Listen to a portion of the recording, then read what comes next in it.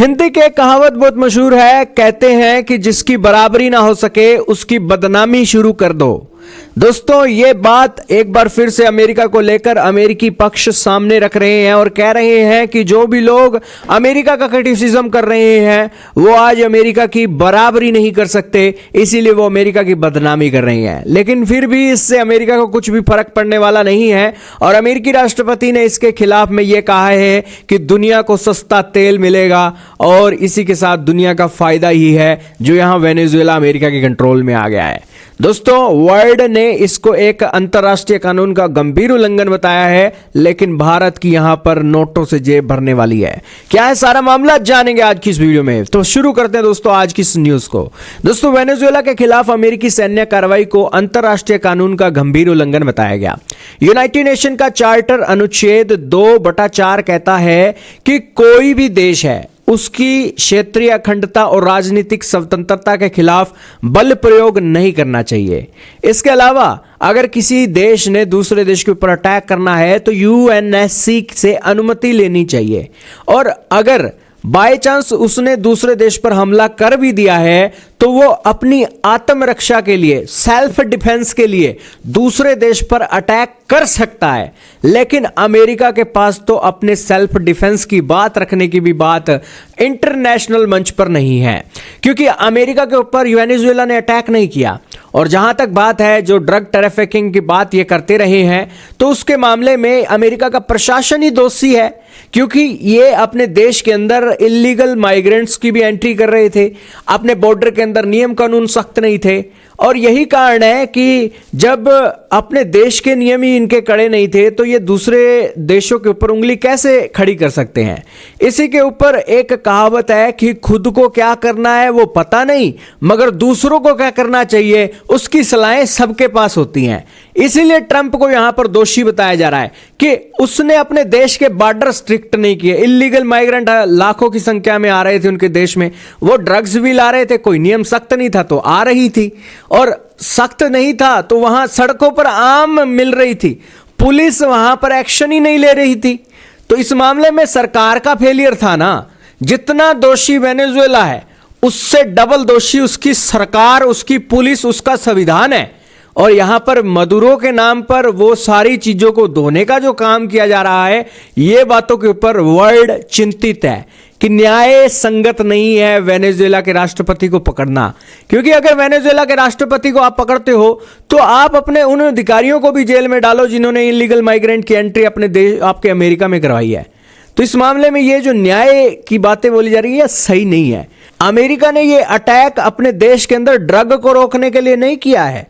Drug को रोकने का काम तो उसने वेनेजुएला को चारों तरफ से घेर रखा था, उनकी बोट के ऊपर हमले कर रहे थे, बॉर्डर बंद कर दिए थे, तो ड्रग तो पहले से ही रुक गई थी। लेकिन यहां पर वेनेजुएला के तेल पर अमेरिका की नजर थी।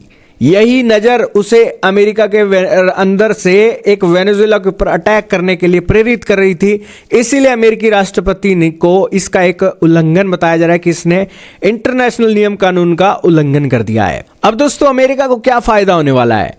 अमेरिका को यह फायदा है कि वेनेजुएला के राष्ट्रपति को उठाने की ताकत अमेरिका के पास है। तो इस वजह से वेनेजुएला के अंदर कोई भी लीडर आ जाए वो अमेरिका से बाहर नहीं होने वाला है। कोई बंदा आएगा जो अमेरिका के हिसाब से चलेगा, अमेरिका की हाँ में हाँ मिलाएगा। और अमेरिकी राष्ट्रपति ने तो सरेआम मीडिया के सामने छाती ठोककर हाथी की चाल से कहा है कि वेनेजुएला के पास दुनिया का जितना भी तेल का भंडार है, दुनिया का सबसे बड़ा तेल का भंडार वेनेजुएला के पास है। 303 अरब बैरल से अधिक तेल है और अमेरिका कह रहा है कि इसके ऊपर मेरा हक है और वो इसको कंट्रोल करेगा। और वो पहले से ही कर रहा था। वेनेजुएला की शिपें जहां से जाती थी तो उसको भी वो रोककर अपने देश के अंदर जब्त करके उसके तेल का इस्तेमाल कर रहा था। सरेआम दादागिरी अमेरिका कर रहा है और अमेरिका के पास बड़े तर्क हैं। अमेरिका कह रहा है कि वेनेजुएला का तेल मैं यूज करूंगा तो इससे यूरोप को सस्ता तेल मिलेगा।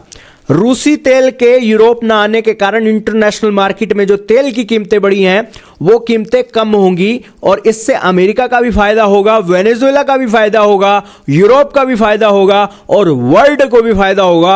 अमेरिका इस वजह से वेनेजुएला के ऊपर ये एक्शन को जस्टिफाई कर रहा है और यूरोप के लीडर भी इसलिए चुप हैं क्योंकि उनका मानना है कि वहां पर डिक्टेटर था, डेमोक्रेसी नहीं थी। और अमेरिका के इस एक्शन से वर्ल्ड के अंदर रशिया के जो तेल की एक कमी हुई थी वो अमेरिका की वजह से पूरी होने वाली है, और इसीलिए इस एक्शन को जस्टिफाई कर दिया जाएगा। हालांकि वर्ल्ड के अंदर जो चीजें चल रही हैं आपको पता है, इनकी लॉबी ज्यादा है, इनकी परसेंटेज ज्यादा है, तो इनकी ही चलेगी। लेकिन भारत के इंटरेस्ट में क्या है, इसको लेकर भारतीयों का सबसे ज्यादा रहता है। भारत को दोस्तों इसमें यह फायदा रहने वाला है कि वेनेजुएला के अंदर अमेरिकी प्रशासन आया है, तो भारत की जो सरकारी कंपनी ONGC है उसका $1 बिलियन का बकाया वेनेजुएला के अंदर फंसा हुआ है।